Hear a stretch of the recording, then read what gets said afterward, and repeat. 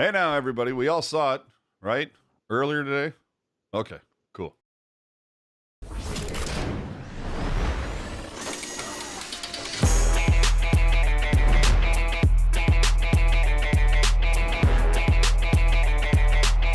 Can't stop addicted to the shindig.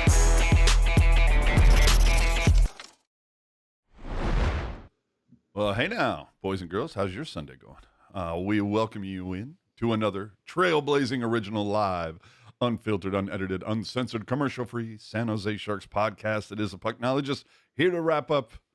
Only a couple more weeks left of Sharks hockey, part of Teal Town, USA. Do that like and subscribe thing. Leave your take in the comment section if you're not with us live, as we always ask. And so what had happened was this week, the Sharks went 0-2-1, losing to Anaheim in what might have been the lowest shootout ever recorded in history. Holy crap, did that take forever. Followed by a very forgettable and even more predictable loss to the Oilers, culminating in a way too late physical arrival of the Sharks against the Kraken. But hey, Eklund almost killed the guy, so there's that. Also, maybe also, because I'm thinking of Ovechkin. He did something no one thought was possible. He got people to tune into an Islanders game. It's true. We also have another NBCSN mistake. Calder watch continues. Tank watch continues. Reinforcements possibly on the way to the Barracuda. So much more. We will start with Anaheim. Oh, my God. All right. Ian, how you doing, my brother? I'm all right. Like this sucks now. What, the final 2 weeks? Yeah, like I'm over it, man. I just want the playoffs to be here now. Like Ovechkin scored the goal, so like now I've lost that little carrot to kind of be like, oh yeah, this will be interesting for the end of the season, right? Because obviously playoff goals don't count towards the record. Yeah, and now that's been so rudely taken away from me. Ripped away from you. And now I'm just like, God, can this just be fucking over? Yeah. All right. Let's go to the Anaheim game. Yeah. All right. I have a lot of things to say. I'm very upset about that game. So, Zegras deflects a shot off the faceoff 2 minutes in, and you're like, okay, here we go. Yep. Then Mukhamadullin puts it through Dahlstall, and you're thinking, okay, maybe we have a game here. Then Lacombe scores on a power play goal while Georgiev has like 5 guys screening him, and you go, okay, well, I guess we can't blame that one. And then Colangelo buries one in the crease while the Sharks don't even box out, and Georgiev then cannot hold on to a puck, and you just go, all right, it's going to be another one of those. Because if you roll it back to last week, I think both you and I were kind of like, if they're going to win a single game, it's probably going to be this one. Yeah. And then I got really pissed off because Vatrano goes after Mukhamadullin after Mook made, a debatably late hit. But all of a sudden he gets pushed into the boards. Vatrano puts his weight on him. And he went off. Not sure if it's a separated shoulder. Could be a broken clavicle. It could be There's a teal curtain wrapped around his shoulder, so we'll never know. That's what I'm saying. Because you know what? When you're the last place team in the league, like you got to keep your opponent guessing. I guess so. And I'll tell you, it just pisses me off that no one, Ostapchuk, Goodrow, like, what the hell are you guys doing here? Why do you not take Vatrano's head off? Like, why are you not answering the bell? Like, are you worried that you're going to fall out of a playoff spot if you don't get a point in this game? What I hate about this is that I hate this for a couple of reasons, right? Because yeah, you do have guys, right, that should step up and deal with it. But it also like the narrative obviously becomes, oh well, the Sharks got to get a Matt Rempe, they got to get that guy, the guy who does absolutely nothing other than punch faces. And it bugs me because like because there's always like the talk of deterrence, and I don't buy into it at all. Oh, but John Scott. Yeah, but I don't buy into it because so the idea that, oh well, if they just had a face puncher, then Vatrano doesn't go after him. Yes, he does. We see guys go after other guys for clean hits all the fucking time. Mm-hmm. right? Like, I don't know, We man. Like, literally saw that later in this game. yeah, like guys go after guys for clean hits all the time. They don't, like if someone hits someone on Washington, they'll go, "Oh fuck, Tom Wilson's gonna fuck me up." Like Jalen Chatfield tried to fucking take off what's his name's McElrath's head on the ice. I mean, he's probably gonna pay for it the next game, but like again, like like I don't know. The whole deterrence thing always, I hate it. It's the stupidest narrative in hockey. I, I just sit here and go, you're the worst team in the league. At the Mhm. very least, you don't take shit from anyone. Yeah. No, I agree. Like, You know? and don't get me wrong, and they have guys that can do this, right? Like, I don't know, man, but I just hate the idea that it's like we have to make this team even worse because we need some guy who just can't do anything other than hit bases like it's 1982. Well, and I go back to the Untouchables, and I tweeted about it that night. Yeah. Well, I just said, they put The one Sean of Connery line. yeah, they put one of yours in the morgue. You put one of theirs in the grave, or I'm sorry, they put one of yours in the hospital. You put one of theirs in the morgue. Yeah. Like that's the Chicago way. That needs to be the San Jose way. Yeah. But meanwhile, Graf barely touches Dostal, who, Mhm. oh my God. I mean, just start playing the game with a fucking snorkel, dude, if you're going to dive that hard. And 2 ducks came for Graf. Yeah. And I mean, that's what you're supposed to do. Someone touches your goalie, regardless of how bullshit it is, you go after them. this is what I'm saying. And my whole time, I'm screaming bloody murder, going, where was that from the Warsaw squad? And a Mhm. day later, Warsofsky admitted he didn't like the lack of response. And I hope privately he called them out. And I hope so too. Yeah, like 100%, right? Like, don't get me wrong. Like, I think that there should have been a response. I just hate the idea that we're supposed to make this team actually worse, and put a guy who can do nothing but punch faces on. Like, I'm not saying that like someone shouldn't have had to go and do this, but like, oh, it's my wife. How nice. I believe that's pronounced Mahav. Yes. And that's a stick tap to the dude on Reddit who I was evidently told somebody has a problem. They don't like it when we do the Borat thing, and I'm like, well, I think probably we're doing a decent job if over the course of a 2-hour podcast you don't like it that 1 or 2 times for 2 seconds that we go Mahav. But anyway, it's just a little less, in the sounds, a little more fucking, we're not going to take it. You know what I mean? Yeah. Like, I agree. Again, I agree. Like, I think that, so there are guys on the Sharks that can answer for this stuff. And they didn't. And that's not good. Exactly. And, I didn't know the Blackhawks were playing. It says with the Blackhawks win tonight, last place is almost a lock. Fantastic. They beat the Pittsburgh Penguins. All right. And that, I was looking into the numbers yesterday. I was hoping that was going to happen. So, all right, we'll get to that in a little bit. Believe you me. Let's finish up here with Anaheim. So, after the whole Dostal, dive, holy Mhm. crap! Somehow Vlasic scores on the ensuing chaos, and then Wenberg would tie it with 3 minutes left off an incredible pass by Eklund. I mean, just seeing eye shot, gets it to overtime. And then, oh my God. All right. So Celebrini, Smith, Liljegren is your starting 3 in overtime. And I got to say this. If you go back and look at that 5-minute OT when Smith was out there, I wasn't a big fan of his. I thought he made some questionable choices throughout the game, but his body language said a lot. Like there was he made a mistake and the guys are going the other way. And his whole body just felt like he's like, oh, fuck, Georgiev has no hope. He had zero faith that he was going to keep it out. And I was like, Smitty, come on, buddy. It reminds me of guys who don't run out infield hits. It's like, you don't know what's going to happen. You have to stay in until the goal horn sounds. Yeah. And then we get to the shootout. Dude, did Zegras finally shoot? Are we still waiting on that? Dude, that was one of at some point I was like, okay, this needs to be addressed at the next CBA.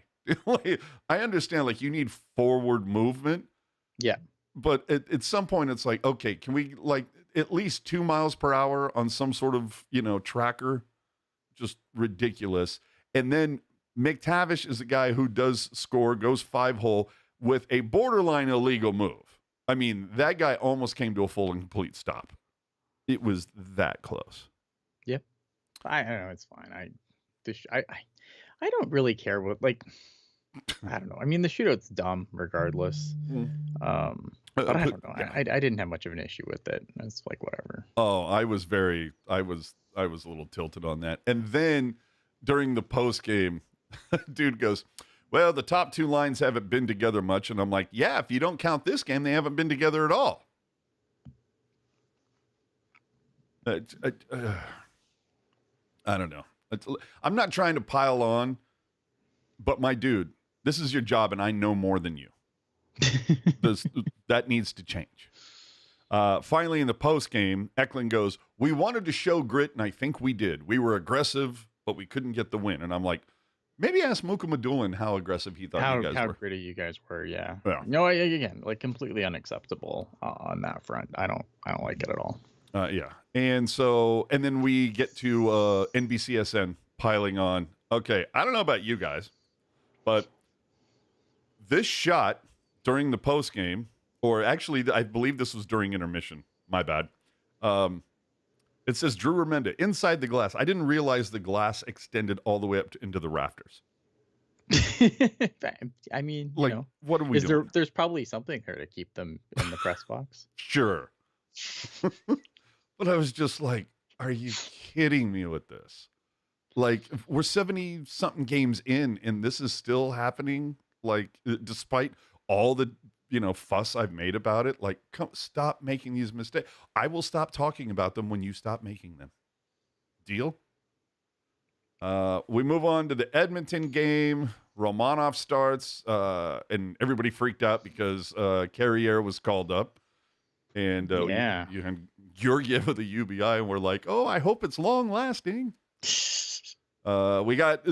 saw the Sharks get thrown back, of course, and Mukamadulin goes out. Like, this team can't catch a goddamn break. Somebody gets healthy, and then somebody else goes out.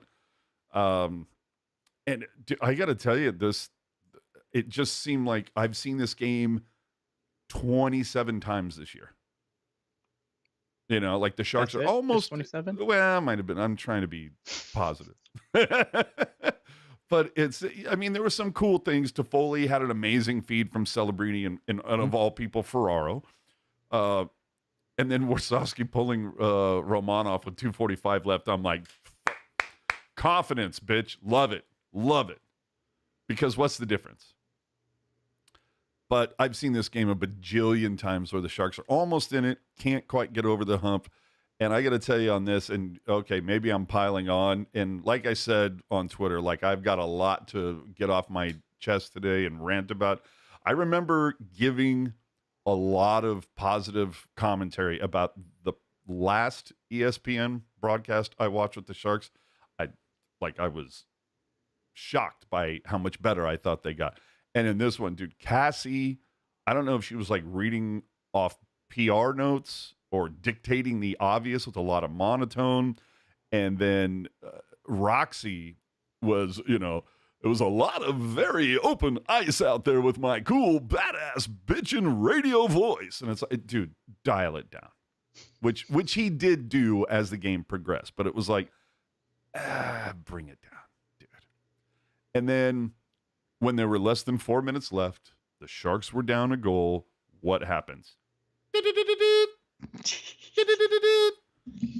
Seriously, man, find a different fucking song. I implore you. If I can, If I can predict what's going to be played at a specific time, you're doing it wrong. I mean, I think they need to refresh everything. That's what I'm saying. There needs to, like, how they have like the whole thing. You know how they have at this point student exchange? They need that for like the maestros throughout the NHL. Like, give us Dallas's maestro for like a year, and or like share playlists, do something. But the fact that I can say, oh, okay, watch this. It's like literally, it's okay. The Sharks are down a goal. There's 4 minutes left. You know, they're going to TV timeout or coming back from TV timeout. Here comes Sandstorm, and every fucking time, like stop. The Sharks need like a whole. They need a refresh. Yeah. Completely, like, just top to bottom, I think, at this point. But we'll have to wait until they're probably good again before we start doing that.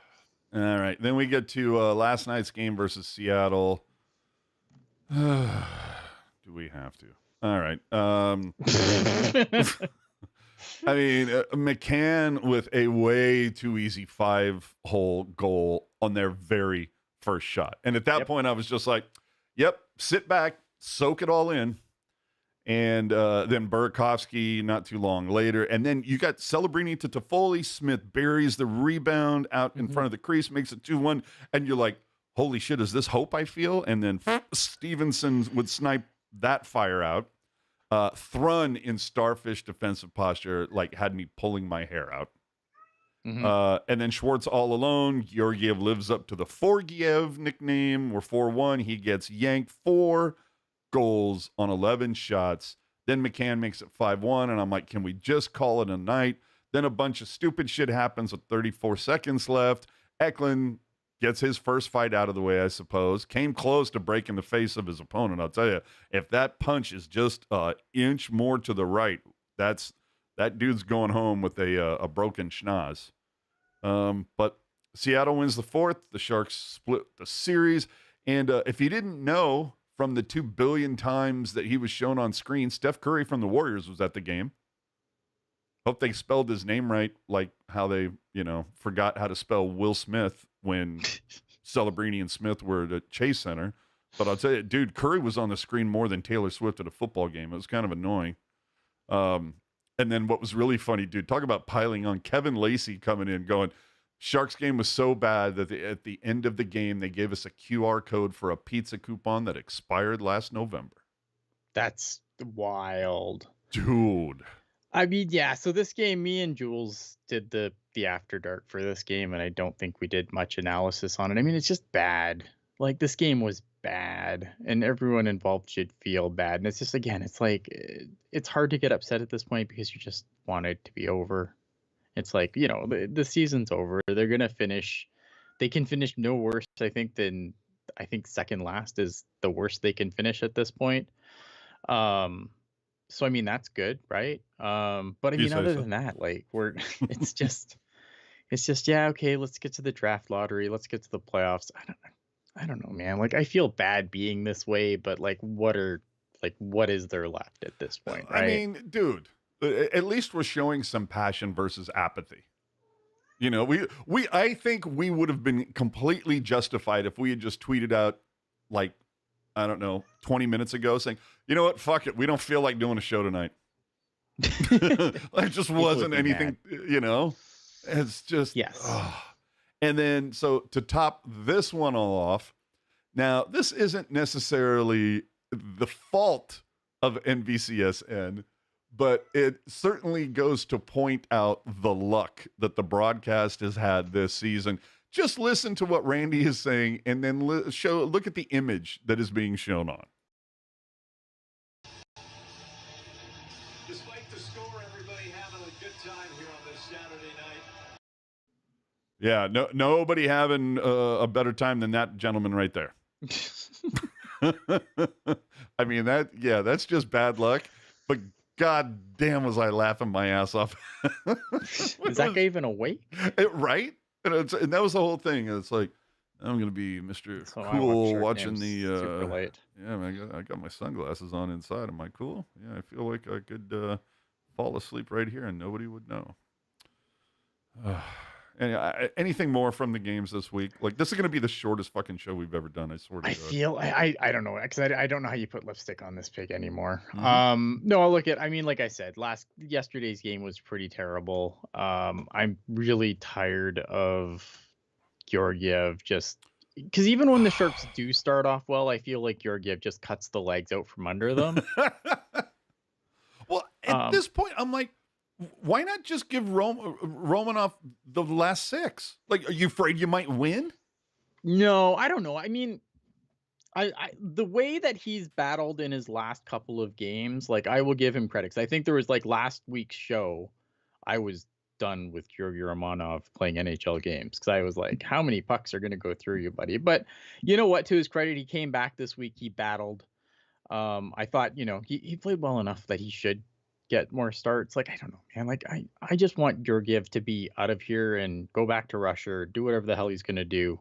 But we also talked I think it was last week, we talked about how there's not a whole lot as far as like signing somebody to play with Askarov next year, if that's the plan, right? I just, I don't know. And I get it. It was a bleak week, and I get that some listeners might be like, oh, AJ or Ian, all they do is complain, blah blah blah. You know what? I've earned the right, pal. I've been paying It's hard. What are the positives you're taking away at this point? Exactly. So that would be my question, because like, what positives can you possibly be taking away from any of these games at this point? Like, there's not a whole lot there. Yeah, they picked up a single point this week. The only thing you can do really from this week, because at the very least, like if all the points that the Sharks put in the net this week all came from Calderbrini, at least you could go, well, Macklin's helping his Calder case. Like that, you can't even say that. And I've been paying money to watch this team play for over 30 years. I've been doing a podcast for 10. You want to compare receipts, bud? Let me know. But Doug Wilson personally told us he'd rather hear frustrations and criticism and anger over apathy. Oh, for sure. Yeah. And that's all you're going to get for the next hour. I'm telling you. And did you know, speaking of goalies, the Shark, courtesy of Pashelka, the Sharks record before the Blackwood trade, 10-15-5. And since that Blackwood trade, 10-31-5. Whoop-ha. Well, yes, but that was by design, right? I would hope.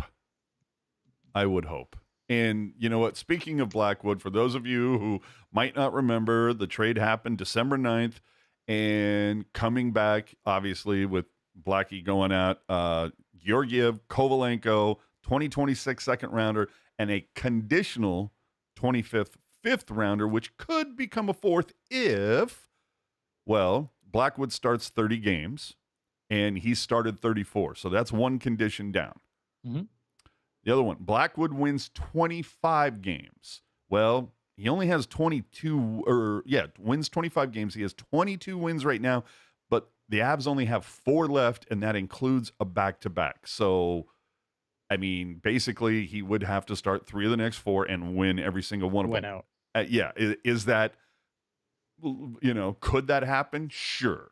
The likeliness? Yeah, but that's not likely. He's probably not only because, again, like, who would Colorado play in the first round now? Dallas.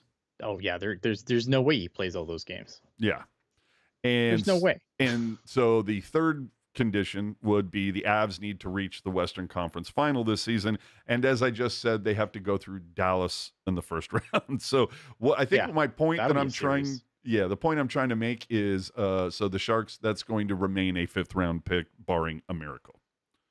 Blackwood, Rob's saying Blackwood likely getting extended Colorado. He was extended like right after they signed him. He's got like a 5-year deal. Yeah, no, he got a bag, as he should. Yeah. I have a question for you. Why are the Sharks being double secretive regarding Mukhamadulin's injury? Like, it looked because of the severe. Fucking Sharks. See, like, now, I wish I had a better answer. Like, okay, let me give you the answer that I think. Okay. It's because he might be well enough to play for the Barracuda, and they don't want to tell the opponent where to target. Does that at least make some sense? No, because the league has tape. Everyone can go back and, like, it's not like, if you didn't see the game live, there's no tape of that happening. Like, everyone knows that he went down hard and it's probably his shoulder. Like, there's no secrets in this league. This is what I'm saying is, 2 days after the game, Pashelka tweets out, no real clarity on Mukhamadulin, unsure if he'll play again this season. And it's like, We can't even get clarity on, like, is it a clavicle? Is it a shoulder? Is it an arm? Like, nothing? Because it's the Sharks, man. They're just this team again, and I've said this. I've said this a lot, and I know Crafty Koala is saying, "Oh, his lower body for sure." His lower body for sure. I don't know. Like, I just feel like sometimes, like, this team operates like their fan base either is stupid or doesn't care. Useful idiots. Yeah, like and that's just like that's the way I feel, right? They're like, oh, and they would look at a person like me and be like, yeah, but you're not the average fan, Ian. And okay, maybe I'm not, but I don't know, man. I think it's insulting. It can be. It's definitely plagiarizing at some point. Like I don't know. Can you leave that door open so the cat can get up and down? Thank you. Sorry. It's just I don't think plagiarizing is the right word that I was No, looking for. It's patronizing. That's that's it. Sorry. Plagiarizing somebody else. And then also with the teal curtain, is Kovalenko being healthy scratch at this point? And if so, why? The world will never know. It's like the getting to the center of the Tootsie Pop. We don't know how many licks. We'll never know. And then God, that was fucking such a dated reference. What am I doing? I just like lost our entire audience of like anyone who's like under 30 at that point with that reference. Jesus Christ, Ian. And then somebody sent me a half-wall tweet that said, Ostapchuk has no goals in 8 games since he joined San Jose. Goodrow has he had no shots on goal either until yesterday. Goodrow has 1 goal in 30 games. Gregor has no points in 2025. I can see why Kovalenko, Gushin, Bordeleau, among others, might be upset. And dude, and I'm reading that going, bro, I've been driving that bus since Thanksgiving. This is not new territory, man. Yeah, you know what though? I mean, and the Sharks have used all their and that's the thing, right? And that's the thing that you do have to remind people in this situation is that the Sharks are out of call-ups. Yeah, so they can be all pissed as much as they want, but the Sharks, right? But there's no room for anyone to come up without a forward getting injured. Now with the way guys have dropped like flies, sure, maybe that could happen. I don't know. Kovalenko though, like he's an interesting one, right? Because obviously, like again, this is another guy who comes over and Mike Greer gives us a song and dance about why this guy's such a great acquisition, and why it's worth giving him Mackenzie Blackwood for, and like what I'm really tired of. All these guys that Mike Greer has brought in this season, where they're really fucking good? They're really good on the Barracuda. Walker Duehr has a ton of points. Giles has been on fire since they sent him down. Giles. Yes, thank you. But but none of these guys are good on the Sharks. You're right. And Skylar pointing out, like, hey, wasn't there a thing about Warsofsky hating Russians? But okay, so he hates Russians, and then Mukhamadulin's getting the most ice among any defenseman. So yeah. No, I know the math doesn't math. Right, like we can say that, he just hates the Russians, but I mean, Mukhamadulin's been getting a ton of minutes, and I don't know if I would give him a ton of minutes either if I was in Warsofsky's position. So I don't know. All right, Tank Watch. So obviously not updated with today's results from Chicago, but I'll try to, crowbar them in. You tell me where I'm wrong. The Sharks 50 points after 76 played. The Blackhawks 52 points after 77 played. Or did they? Oh no, you said they won. So that would be Sharks 50 points over 76. Blackhawks 54 points over 77 games. Let's. Like I say, if he hates Russians, Warsaw would have an empty net. Yeah, but that's not by his. Like, you have to play a goalie. He has to play somebody. Do you? Anyway, and according to Tankathon yesterday, the remaining schedule, the Sharks, the combined, average was 578. The Blackhawks 541. So the path, the remaining schedule, the Blackhawks somehow have an easier path, and don't the Sharks have to play Edmonton 2 more times. Something dumb, yeah. Their schedule isn't going to be a whole lot of fun. As much as I want to get to the end of the season, getting there is not going to be a particularly good time. Well, it's Calgary tomorrow, then at Minnesota, at Edmonton, then at Calgary again, Yeah. then at Vancouver, and then Edmonton. So yeah, Edmonton. Who put this fucking schedule together? Yeah, let's 3 out of 4 games Edmonton. Let's all have them like within 10 days. Whatever. Those trip through Canada, it's fun.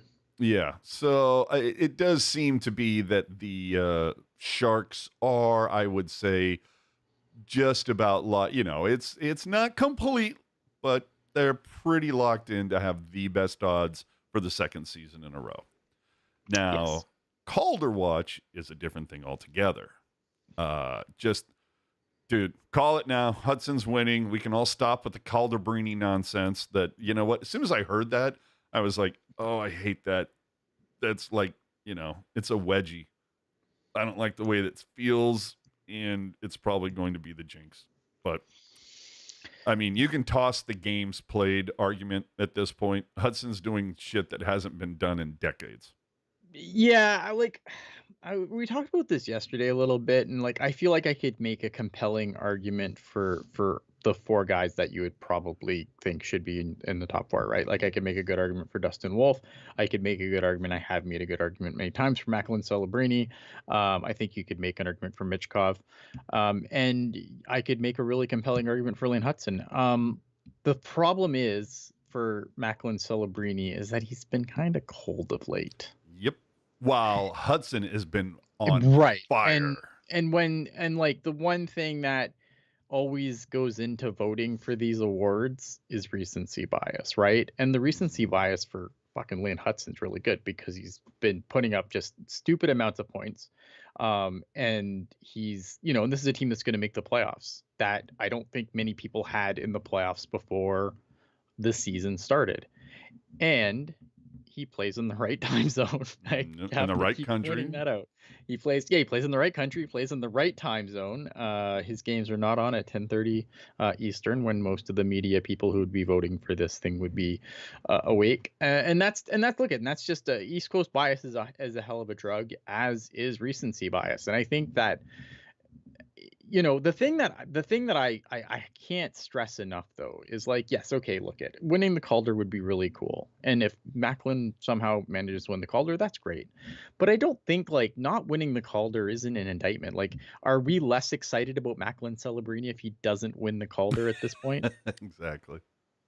And again, I think it was just kind of it was that I don't know. I don't want to say a brass ring, but it was that little piece of positivity you could take out of what has largely been a very forgettable season. Okay, but I see what you're saying. But at the same time, we've watched the games, right? We've watched Macklin So you say. play all year.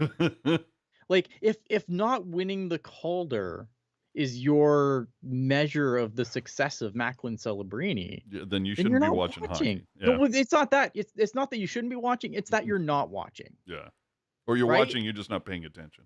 The Macklin Celebrini, again, he's had such a good year. If you're a Sharks fan, you should be so excited about this guy because you know what? He's only going to get better. And he's only fucking 18. He's 18 years old. He's playing again, right? He's playing unsheltered minutes against some of the best players in the NHL, and he's for the most part holding his own. Yeah. He has this fucking stellar 200-foot game. Plus he can fucking see, he sees the ice like very few players can, and he has a shot.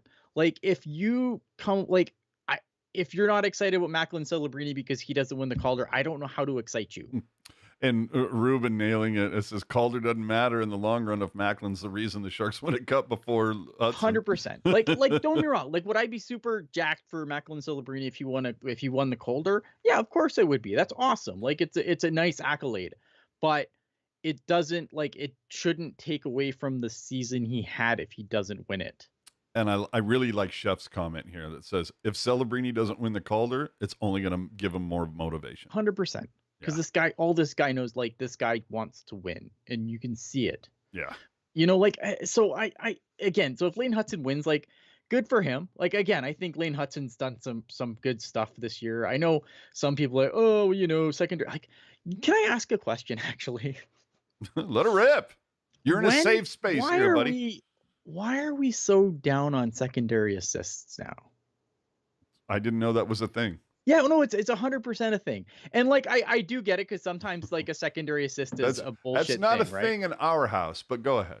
Like sometimes sometimes some secondary assists are kind of bullshit where it doesn't really matter. But like at the same time, for like every play where like a secondary assist is kind of bullshit, there's always that play where somebody makes a play and that doesn't even get an assist on the play. But you go back and you go, well, that play doesn't happen without that person doing that thing. Yep. Like I don't know, man. Like I just think like, and Macklin Celebrini is a ton of secondary assists, by the way. So I don't know, man. Like I don't know why we're like, because that's the one argument here. Always just use a secondary assist merchant on enough goals for Lane Hudson, right? And I'm just kind of like, well, yeah, but like I don't know. Sometimes those plays matter. They don't always matter. 100% they don't always matter, but they do. Like I would give it a 50-50. And hold on, I have to just check something because sometimes we have what Hockey Jerk calls the receipts, right? And so I want to say, what was this? All right, March 3rd.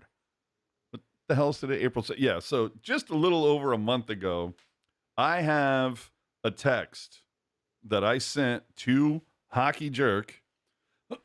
And it was giving him, so on March 3rd, the Calder odds, Celebrini minus 280. So that means you had to bet $280 to win 100. To win 100, right? Lane Hudson plus 450. Mitch Koff plus 600. Dustin Wolf plus 2,500. And just to tell you where my head was at, like I've got it here on March 3rd. Hockey Jerk owes me $20 from the bets that we've done on the cast. And I said, hey, bro, take that 20 you owe me and put it on Hudson to win the Calder. So I'm just saying the Calderbrini thing, no, never believed. You've been against them the whole time. That was all me. How dare I? How dare you? Oh my, see, look at this. Look at this. Now the truth comes out. Yeah, it was all me. Rooting against the kid from San Jose. All right. Stock up, stock down. 3 games this week. This is going to bake your fucking noodle. Fuck are we going to stock up this week? Jesus Christ. Dude. Mario fucking Ferraro, baby. 4 assists in 3 games this week. The biggest point getter for the Sharks this week. Most points over the last 5 games by any Shark by 2 points. What a horrible fucking stretch of hockey it's been. But Mario Ferraro, dude, you were the strongest link. I don't get it. I'm gonna go Georgi Romanov because I think after he had that really bad outing, I thought he came back. He battled hard against the Oilers. Maybe he didn't win. I thought he came back. He was good against Seattle. I didn't think the goal that he allowed was his fault. It was a deflection. He had no chance to make that save. So I'm gonna go Georgi Romanov. All right, and I got to be honest, like literally no one else to call out. That we didn't already call out last week.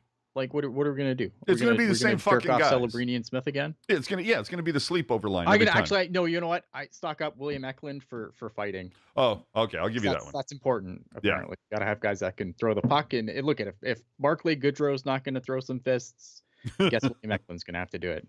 All right. We live in stock down, and this was I think pretty much just because you were beating the shit out of him yesterday.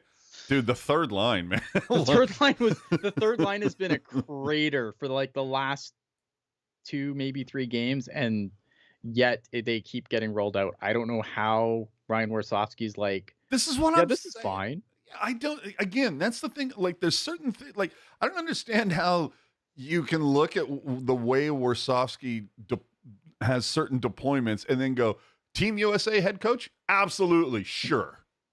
Like, I just don't get over the course of this week. Lund -5, Carlson -8, Delandria -7. Yeah, and look, I think again, like they don't. I feel bad for Cam Lund because I don't know where else you put him. Yeah. Right, and look and the jump to college to the NHL is hard. It is. Like it's a hard jump. I think. And there's a Lund has lot had to some learn on good, the fly. he's had some good looks here and there. He's had some good looks here and there, but also like I think like there's just nowhere to put him though. Like I don't know who you're gonna. So what you're gonna put him on? You're gonna swap him and Eklund and put Eklund on the third? Like I don't know. Lund, Eklund, and Wenberg? Yeah, I guess. But then you got what Toffoli, Calderbrini, And then Graf falls down, right? and then Graf, right. So like there's always gonna be someone who's going to get fucked onto the third line. Yeah. And I don't know. It's gonna be somebody. You And can see Graf going, what the fuck did I do? Right. Yeah. So I don't know what they do with the third line again. Like this team is bad, and it should feel bad, and they just can't seem to figure out their bottom six. But yeah, but the third line still has been bad. It's been an absolute crater. It's it is what it is, unfortunately, though. Like I think Cam Lund came in, he's had a couple of goals so far. There's been things in his game that I've absolutely liked, but we can't deny that line's been a crater. And I think that you can't it's easy to go, well, look who he's playing with, but he's a part of the line. Like he is a part of that situation, and he is just as much at fault for it as the crap that he's playing with. And I'll tell you, buddy, Chris Storr. And Chris, by the way, Chris was out here for the Toronto game. So it was cool running into him again and having a beer pre-gaming with him before the game. But dude came in with jokes tonight, dude. The stock down hits too close to home right now. That's true, yeah. Tariffs so bad, even Ovi's stock is down. I don't like that. Sad. The other stock down I'm going to throw out there for the week is, dude, just the power play. Over the last 5 games, 1 for 13. Over the last 4 games, 0 for 10. For those of you playing at home, that's not good. It's not good. Anybody else you want to throw under the bus before we move on?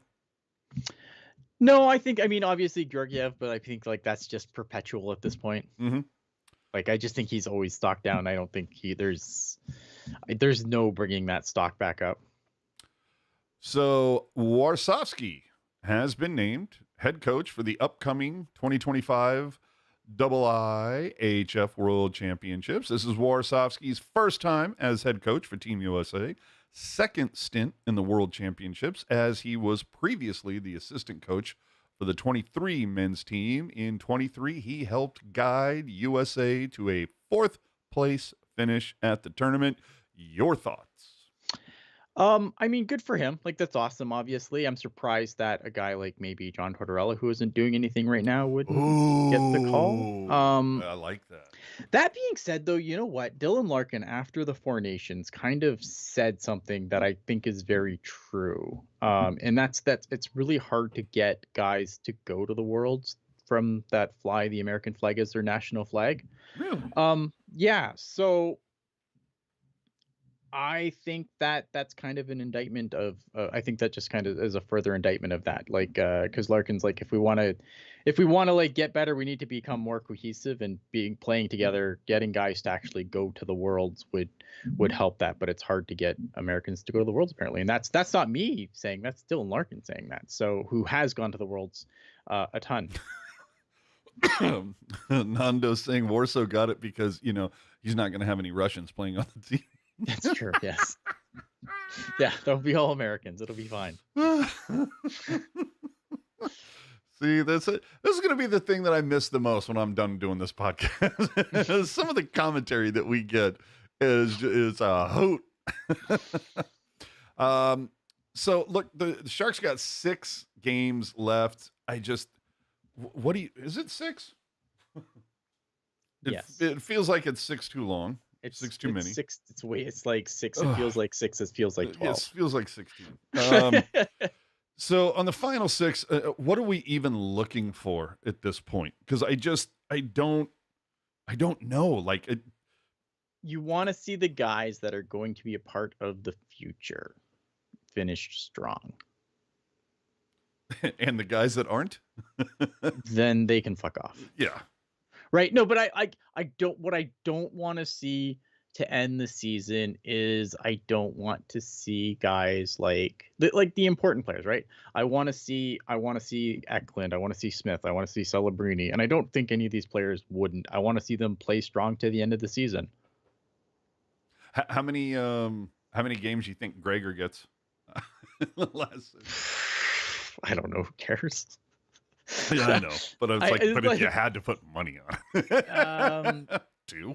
I don't know, man. I mean, there's such a rotating cast of scratches at this point. Well, because I want to see where, like, are we not going to see Kovalenko again? What about Kleem?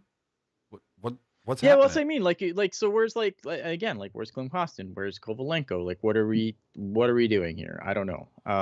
But I think look, but I do want to see the guys that are, factored into the future, finished strongly. I don't want to see pouty faces and exactly non-efforts to finish the season. Obviously, Ricky asking in the chat if no Bordeleau call-up means he's done.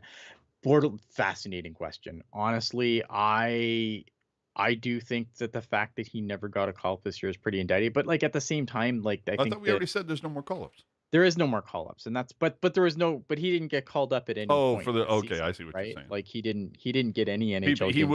He was passed on the depth chart. Correct. It is an indictment. Yeah, it's 100% an indictment. I Did don't. he have much in the way of injuries this year? I think a couple, but nothing like super. Lacey? Yeah, Lacey, help me out. I'm sure because like I just feel like he's had occasional. I thought there was a couple injuries. brief stretches this year, but nothing that should have precluded him from. Right. I don't know. Bordeleau's a fascinating guy because like I thought Brandon Coe would have been done and he was brought back for another year. So true. When it comes to the Barracuda, I always have trouble figuring it out. And it's going to be interesting because there's going to be some fresh faces coming in to take those spots next year. Quentin Musty's junior career is over, so he'll be on the Barracuda next year. So you got to make don't get ahead of us. A guy like that. I know, sorry. So I mean, you're gonna have to make room for some of these guys, right? So I'm Lacey confirmed couple minor done. Injuries. That's it. Yeah, I think he's probably done, but he's on the Goldobin train out of town. I have been wrong before. I think he's done. I think the fact that he didn't get a call up at any point this season doesn't speak to obviously faith from the staff. Maybe he doesn't play the right way. Who knows? All right. Let's super chat. Yeah, Robbie, thank you so much for the super chat. I just don't 25-26 turning into what Chicago went through this season. I just don't see. Is that what? No, what he's saying is he doesn't want. Okay. He doesn't want because remember how much last year the sophomore Connor Bedard slump. was doing Connor Bedard things, right? And then this year it's like they were supposed to take another step and they didn't, and now Connor Bedard has like the 100-yard stare whenever they pan to him, camera on the bench. Yeah, dude. He has like the 1,000,000-yard stare. So I don't think anyone wants that. I think that again, like Mike Greer said, if we're going to take him at face value, which I don't, whatever. I think that's reasonable at this point. Like he said, like the building starts next season. So, and now hopefully it starts on the blue line. It has to, but I mean, there's kind of everyone's signs. They have like endless trucks of money right now, right? Yeah. They just need to go out and identify the right pieces. Getting to Foley was a huge positive step, right? Like that was the right guy to bring into this squad. Mm-hmm. Let's see if he can continue that. But I will say, like, next season has to be an improvement on this one. Yep. Maybe even, flirting with, the idea of being bubble out on a potential wild card thing. At least being still considered when the calendar flips from 25 to 26. Yeah. We don't want to see this team. Yep. Well, we're in the basement again, boys, and pass the turkey and stuffing. You know what I mean? really like Gavin McKenna, but I don't want to be talking about Gavin McKenna, especially early in the season. Exactly. Right. And Lacey, I just want to point out what Lacey started saying. Next year's Barracuda top 6 looks to be like Musty, Lund, Cardwell, Podorowski, Beasted, Haltonen, no room for Bartolo, which I agree with. And Ricky responded. He forgot Chernyshov, but Lacey thinks that Chernyshov will be on the Sharks, which wouldn't surprise me at all. Chernyshov was drafted out of Russia, so he does not have to go back to junior hockey. They can keep on the Barracuda. They can put on the Sharks. They can do whatever the fuck they want with them. Oh, I love that. Love options. So, I think next year, you're gonna have to they're gonna have to do something obviously in goal, right? We need someone to tandem with Askarov. I assume Askarov's going to be the goalie. Yeah. So again, I think a name I brought up previously was Jake Allen. I think Jake Allen would be the perfect kind of guy to tandem with him. But again, the goalie market is very not good. So. Anybody else out there? Teams. The problem is with some of the goalies out there is that they're not. Is there not another reclamation project like Blackwood or Vanacek? There's other guys out there, but do you want the You're not bringing in Freddie Anderson. Huh? Are you bringing in a guy like Samsonov? I don't know. I feel like someone's gonna probably what's Ben Gaudreau up to? I think he's in the ECHL. I just, that's the thing that it just makes me nervous is what happens if Askey hits a skid? Who's going to be there to kind of? That's why you need a veteran guy. You need a veteran guy like a Jake Allen who's not gonna super. What's Dave Riddick doing? Is he busy? I mean, you just never know. Save Dave. Yeah. What is the let me take a look here quick. Dude, that's what I'm saying. It's just there must be this pool of okay, here are these 4 or 5 goalies that are, road tested, and maybe they could use a different scene. Maybe the I don't know, close to beach air might help them out from Santa Cruz. Something. Let's see here. Oh, I want goalies. Stop doing this to me. Goalies. I'm dying to Ricky saying Anton Forsberg. Yeah, Anton Forsberg's a guy would be interesting, right? There's a couple of guys. It's not, but it's not very good. You're looking at Ville Husso, Jake Allen. It's a shallow fucking pool. Can I interest you in a slightly used Vitek Vanacek? I could totally see them bringing him back. I got to be honest. Anton Forsberg, Dan Vladar, Samsonov, Reimer, Rittich. That's kind of your Reimer pool of guys. How many times are the Sharks going to bring that fucking guy back? I don't know. But again, I'm just throwing the names out there that would kind of fit the mold of the 1B, right? Oh, God. If it just, and this is the thing that just bakes my noodle and just has me, is the fact that it was, when did they take Nabby? In 99 or something? Mm-hmm. 98, 99, somewhere there? Yeah, forever ago. And here we are, how many decades later? It's you haven't been able to hit on a single goalie? Not one? All right. That's why. It's fine. We traded for Askarov. It's fine. But still, God damn. That's, man, do I miss Warren Strelo. But anyway, the other thing we want to get into before we move on to other things, I heard a lot of shit on social media and even comments today on posts about the show tonight that we're doing. Mm-hmm. Few people saying, hey, can you do us a favor and call out the Sharks for a lack of appreciation on Fan Appreciation Night? No jersey giveaways, evidently. And weird. Puck Guy, I hope you're still around so you can confirm all this, said no jersey giveaways. It used to be the big thing is that during the game or whatever, they'd call out a seat and a row and whatever, and it would be come down at the end of the game, you've won, Logan Couture's jersey or whatever. And, at the end of it, you'd come in and all the players would come out. They take the... Oh, yeah, they'd give the player to a season ticket holder Yeah. whatever, right? Yeah, okay. Evident. It said all I heard was there were no jersey giveaways. There was no shirt cannons where they would fire shirts up into the upper bowl and everything like that. No going onto the ice to receive anything.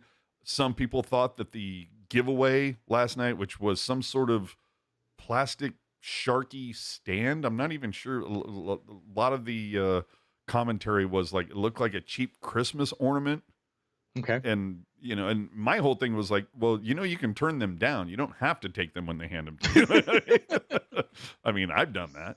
But it also made me wonder, like, I wonder if the Sharks kind of spoiled the fans in those seasons just before COVID, because they kind of went hog wild during the 15-16 season, where it seemed like every game there was either a shirt or a bobblehead or there was something. And then this year it was just like beanie, beanie, beanie, beanie, occasional thing, beanie, beanie, beanie. And I don't know. I'm just relaying what I've heard on social, but it seemed like a lot of people were left very unimpressed by fan appreciation. I think it's easier to do lots, like you were talking about the 15-16 season, like Lacey pointing out jersey giveaways April 16th. So okay, I guess they're saving that for the last game of the season. That's cool. Okay, so that's fair. But to my point though, clearly that hasn't been vocalized to the masses if there are all these people bitching that it didn't happen. They're obviously unaware.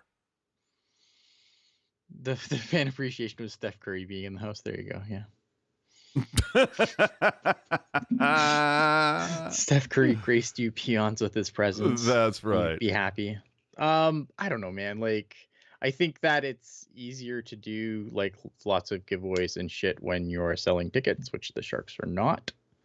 Sure. That's probably going to have an impact on the bottom line for those types of things, I would imagine. Now, again, this is a multi-million, $100 million industry, or probably a team that, does decently well for money. So I'm not trying to say that the Sharks are poor by any stretch of the imagination, but I could understand if, like, we've seen a lot of seats dressed up as people this year. Mm-hmm. And justifiably so. Like, yeah, dude. This is not me trying to shame Sharks fans for not going to games. Like, not at all. But it's not breaking news that worst, 32nd team in league is last in attendance.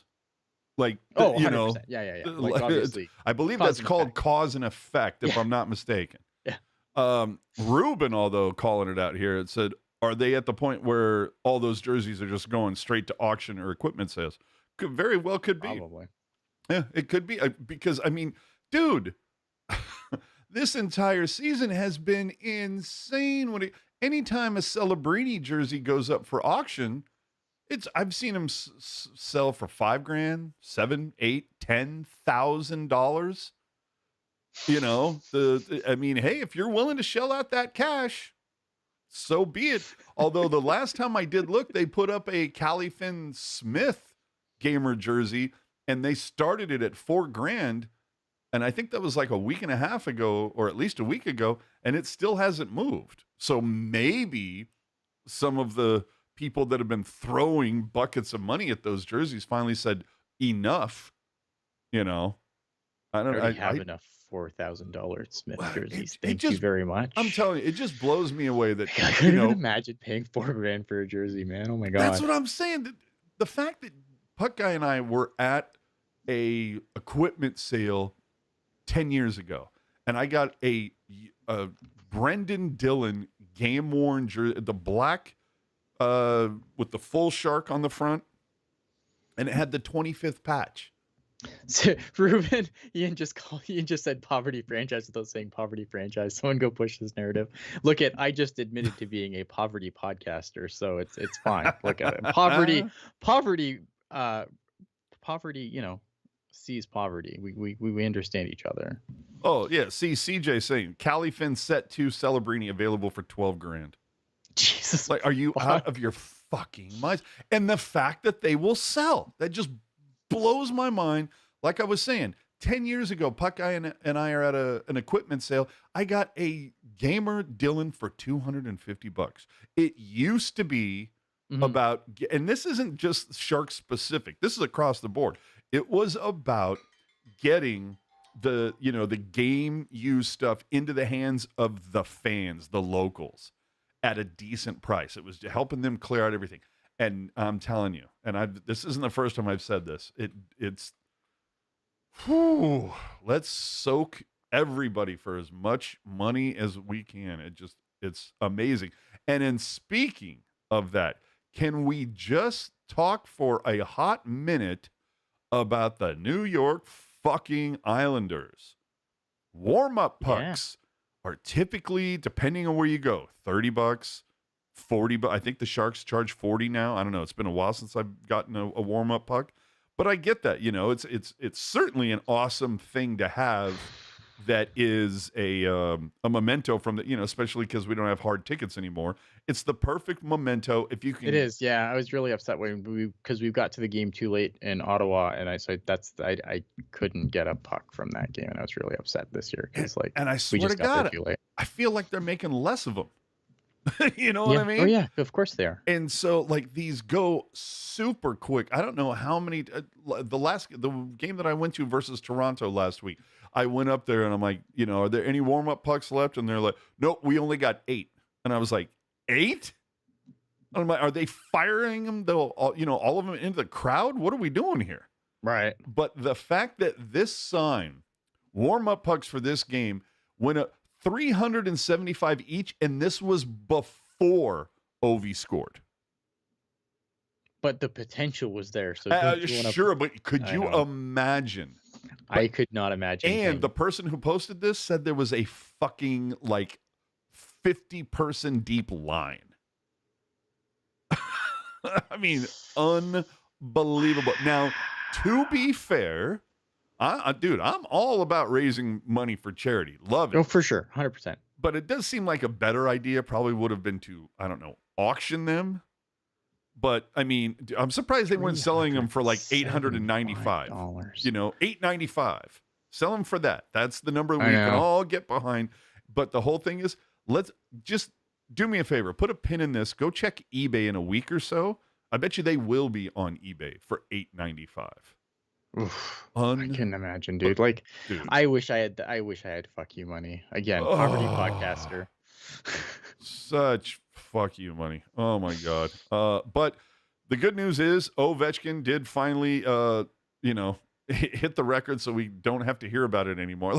There's a part of me that's like, here's this unbreakable record that, and holy shit, a Russian guy breaks the record of a Canadian guy in the U.S. House. All right. The crazy thing is that there's a couple of crazy things here. That they broke the record in the same number of games, which is crazy. Mm-hmm.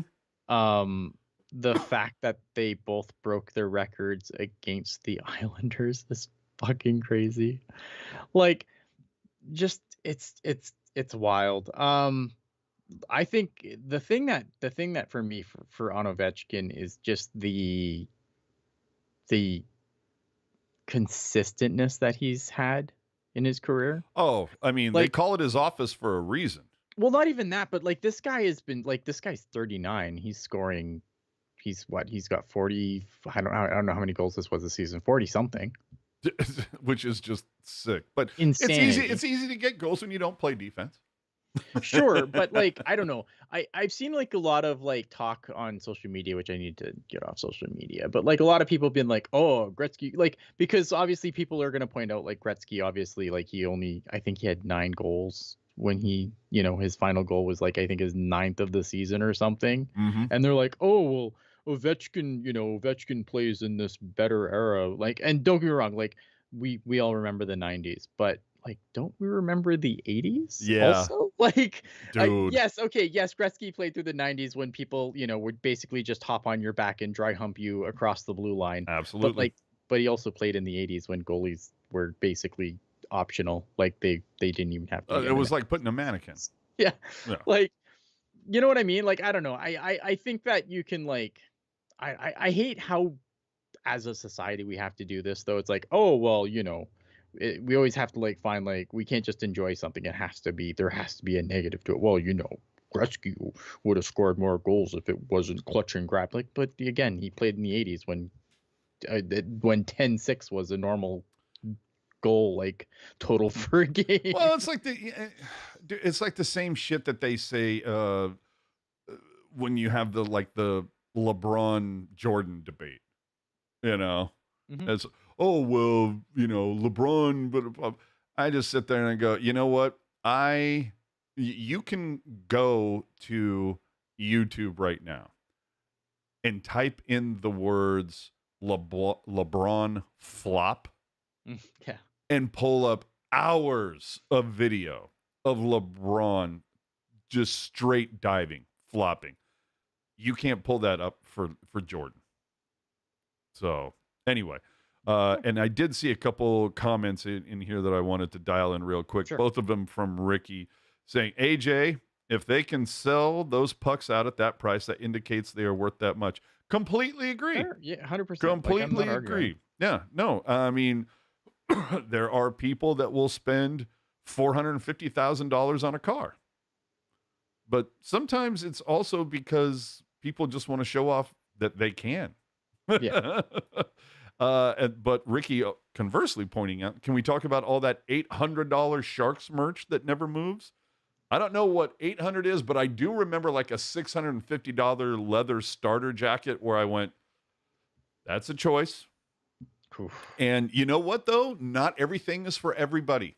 And sometimes, That's true. Nothing is for me, apparently. At these Exactly. prices, nothing is for me. Exactly. I'm right there with you, where it's just kind of like, if somebody wants to spend that much money on a jacket, well, here we are. We have one for you, sir. But yeah, that ain't me. I've got better things to spend my ducats on. And then Chris even jumping in, he says, dude, Jordan got mugged repeatedly his first 5 to 10 years. I love it.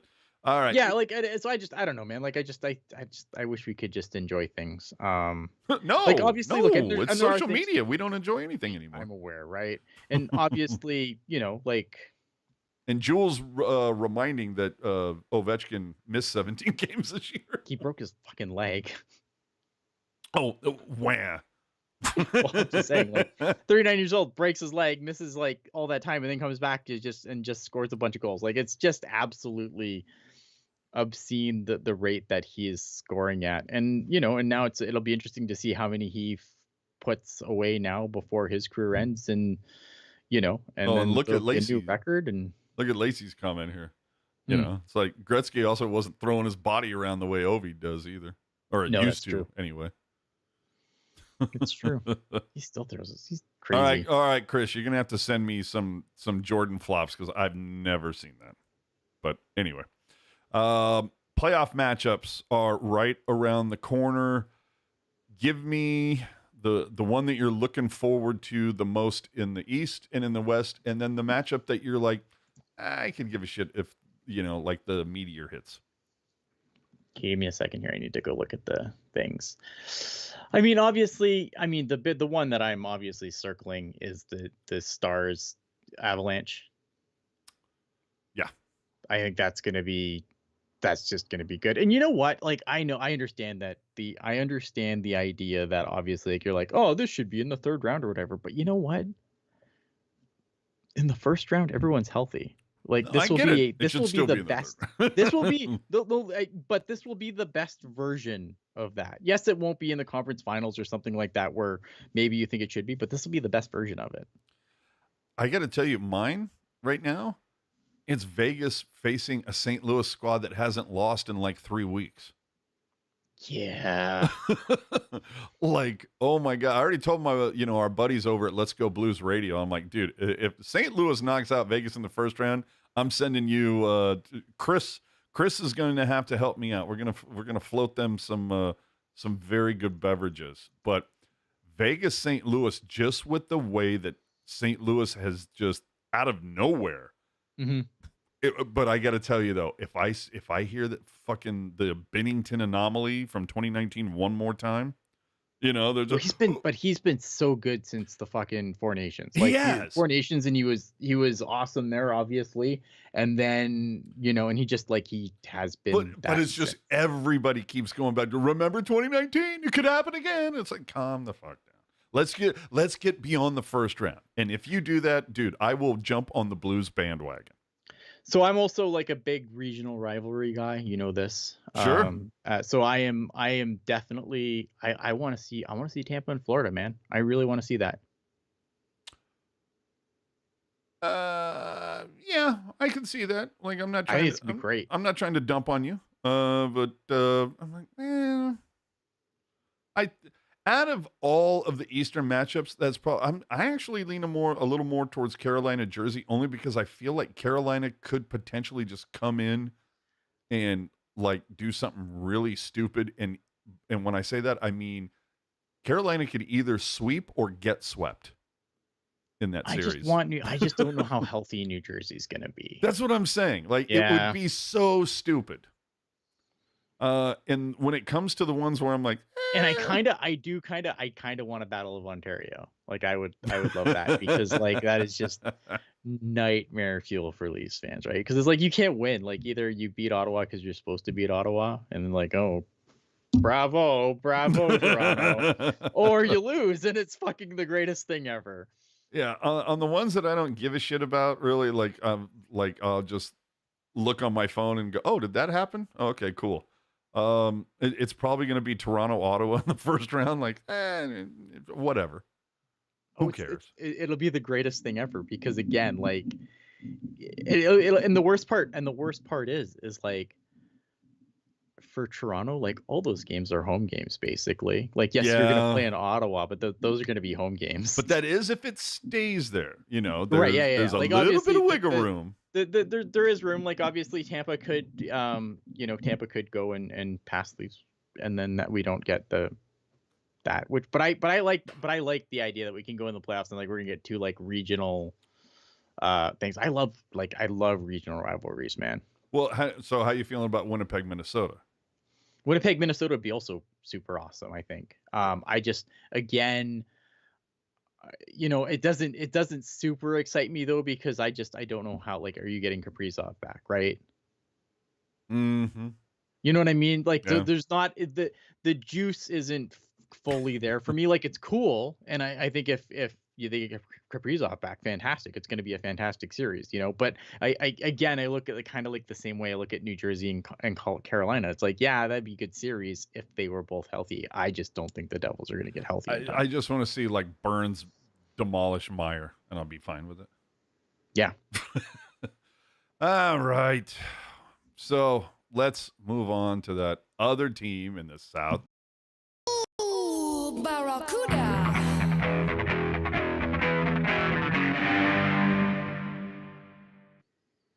All right, so somehow the Barracuda remain in fifth place by percentage, pretty much locked in for a playoff spot, even if they fall all the way to seventh. They'd have to. Something would have to go terribly wrong for them to miss at this point. Yeah. We had 3 games with the Barracuda this week, a loss, a win, and a loss, starting off against Ontario. Giles and Cagnoni both score. Carrier stops 16 of 19, but it ends up being their 4th straight loss. Mm-hmm. And then they go over to Colorado, and you're going, after losing 4 straight and then heading to the home of the best team in the division, you're like, oh, this is going to be a shitty weekend for the Cuda. Yes. And somehow, I guess, like, Beasted comes in and says, oh, no, watch this, guys. I got it. Opens the scoring, his first game since February 19th. And Scott Sabourin finishes the game with a Gordie Howe hat trick. Giles scores twice, including a game winner. Now, like Mike Greer just finds the best guys for the Barracuda. It's too bad that they play on the Sharks first and they're not good there. Right? Like, maybe Greer needs to be the GM of the Barracuda? No, I don't know. But, oh, dude, Giles, 2 scores, game winner, has 3 in his first 2 games in a Barracuda sweater. The CUDA also evidently deployed 6 rookie defensemen, including Yes. Axel Landon, who made his AHL debut and managed to hold the top top offense in the league to just 18 shots. And Aaron Dell saves 15 of 18? This was a vintage Arundel game. Like, remember back in the day when Arundel like dragged the Barracuda into the playoffs, kicking and screaming? This was that kind of performance from Arundel. Like, he was phenomenal in this game. Yeah, he's just really good. But the other good news, of course, was Askarov is backing up. See, I was still skeptical at this point. What? I was like, yeah, I don't. Because You put a Yaroslav in net, or why. you're like, are they bringing him back too soon?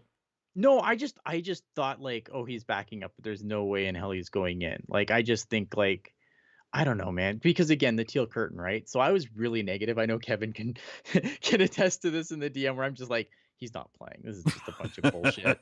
Like, I'm just like, I'm so like, I'm tired of like the fucking Sharks gaslighting me.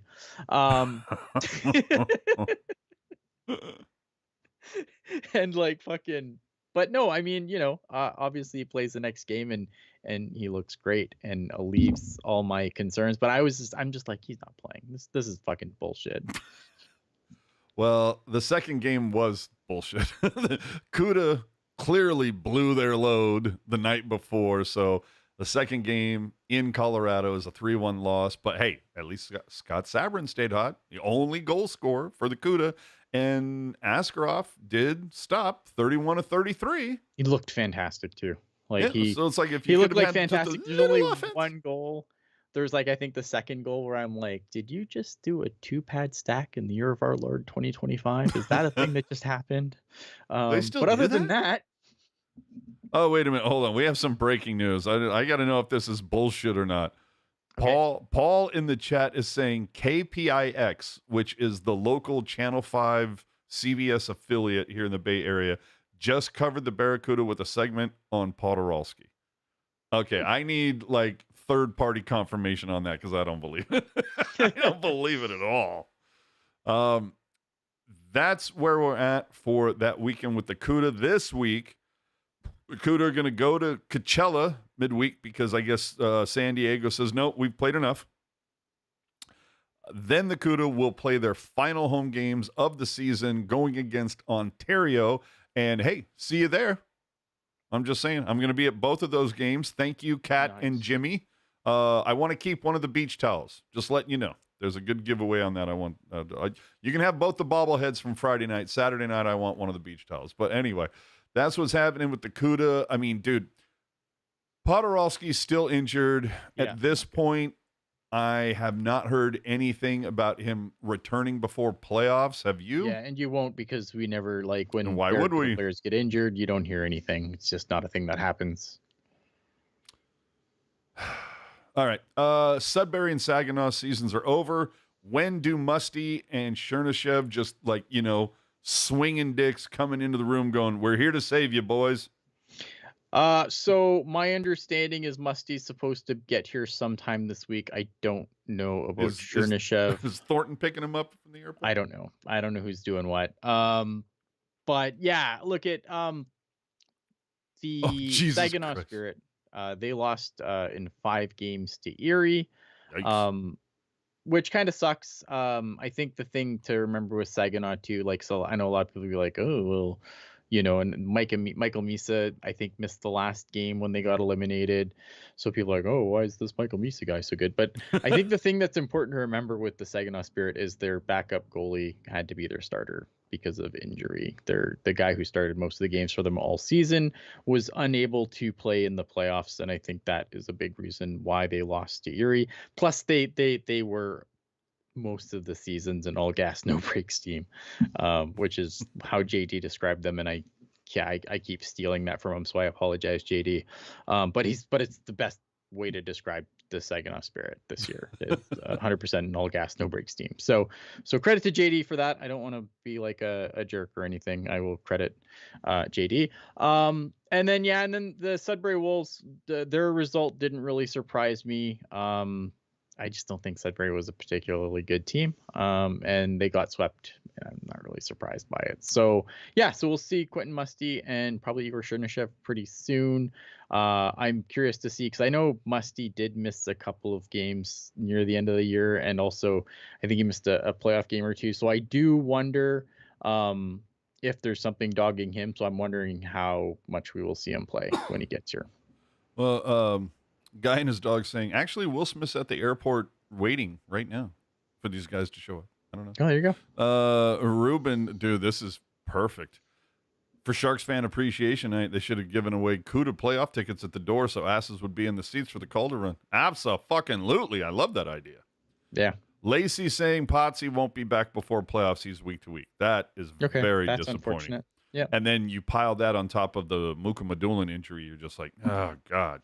So hopefully, with any luck, Musty and especially Chernyshov just go, oh, don't worry. Defense is optional in my game. I score 5 times every game. Yeah. I love that. All right. So make sure to follow Teal Town USA. Of course, Ian, Jules, Lacey on Twitter for those tweets, hot takes, occasional gifts, prospect talk, and more during those Barracuda games. Yeah, I might have to get my ass to a playoff game or two for the CUDA.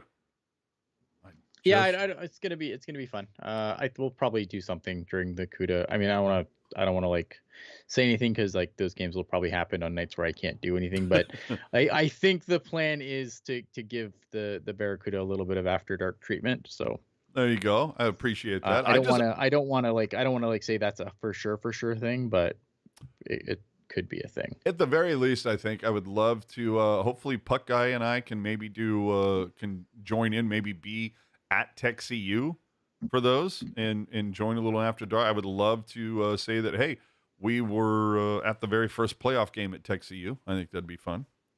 So we'll see what happens for that. But that's, again, it's something to look forward to following a season, a very long season that, let's be honest, was a bit of a slog. Yes. Puck Guy saying, CUDA playoff strips start at 328. What the hell is a playoff strip? Is that like just 328 and that means you get a ticket for every game for that round? I'm assuming. Is that what that means? 328, that seems, I don't know. Anyway, something for next week's show. Yes. Coming up this week for the Sharks, they will host Calgary tomorrow before heading out to Minnesota, Edmonton, and oh look, Calgary again. Oh shit. Is oh my God. Is it another Sunday Pucknologist takeover thing? Are they that would be correct on the 13th, yes. Oh Christ. Oh, but it's 5 o'clock. But it's an early start. Yeah, okay. So I think what we're saying here is that Pucknologists will be on next week, but it will be on a little bit later than you're used to if you're a regular here.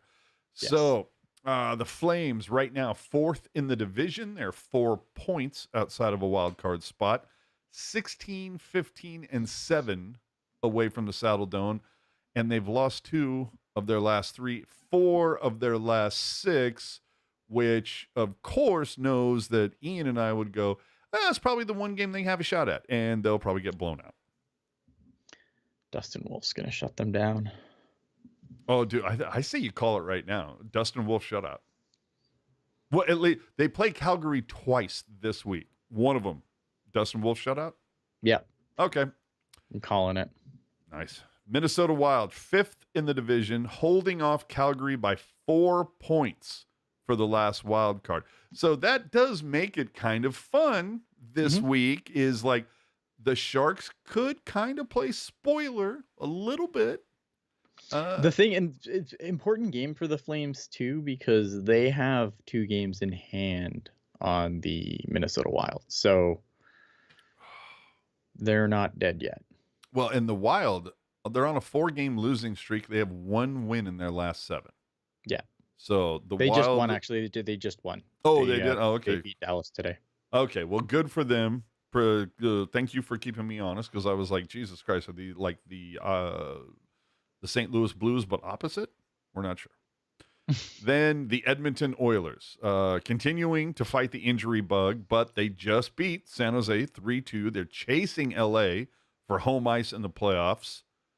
But 3-1 over their last 4. I got to think that the Oilers are just like looking for any reason to just beat the hell out of anybody because they do not want to fly to LA to start that series. No, 100%. Yeah, no, I mean, I think they're probably like, I think they're probably happy with where they're going to finish. Like they're going to play LA. Like that's gone their way for, I feel what feels like the last decade. Even though it obviously hasn't been the last decade, but it feels like it. So I feel like they're probably happy with where they're finishing, but yeah, you have to imagine they'd want home ice. Oh, wait for it. Very nice. All right, and that's for you. Yeah, this is great. Mitya says, off topic, please do continue to use the Borat voice, and here's some money to help you do that. See? Thank you. See? So That's how it works. Mr. Reddit critic, when you donate more money than us, stop saying my hive. Oh, anyway. What we're saying is we're basically just a bunch of whores here. If We're you pay us totally- money. We will do whatever you want. Absolutely. Well, totally whore my ass out right now. All right. That's it, everybody. Any last thoughts? Anything before we head into basically the final 2 weeks of regular season hockey? Yeah. I don't know, man. Like again, I think I want to see them finish strong, But not too strong. But not too strong. I just want to see the guys that you care about finish strong. The guys that are going to get fucked off, they can fuck off. I think that I don't know, man. Like I want this to be over, but I'm going to try and be upbeat about this. On completely unrelated note, I guess the NHL bracket challenge thing has been opened up for like registration or whatever. We did set up a league. I'll tweet it out later on the TL Town account. So if you are interested in competing against us in the bracket challenge for this year, you can sign up for that. I'll throw the link on the TL Town account later. Didn't I finish like top 3 last season or top 2? I know I did very bad. I feel like I finished like super good. Like I think I thought I beat Jules by like 1 point or something. Oh man, we got to run that shit back. I have to go back. Yeah, I have to go. All I know is I did terrible, uncharacteristically terrible. So Well, see, that was the whole thing. Redemption. I did uncharacteristically well. That's why I was kind of like, wait a minute. I think that I did like really good last year. And I think it's because I really didn't give a shit. And puck guy threatening. If you can do the Borat voice, then Shorthouse is coming back. Yes. You get it one time between now and the end of the season. No one paid for that. Yeah. Oh, that is a solid point, Eric. Nobody paid for that. Mitya paid for us. Yes. See, that's how it works. Which, of course, Mitya, that was very nice. But yeah, nobody paid for. Did someone say Vancouver? Nobody paid for that, pal. So paid for that. Oh shit, Molasses, of course, trying to make the Stanley Cup bracket thing a pay thing. Anyway, so remember to like and subscribe. Help keep us ad free by using the super chat option during the live shows. Thank you so much. Just like Mitya and Rob did earlier. Better yet, use Venmo. Find us at Teal Town USA. You can find links to our social media, podcast apps, and more, always included in the show notes. Find everything on tealtownusa.com.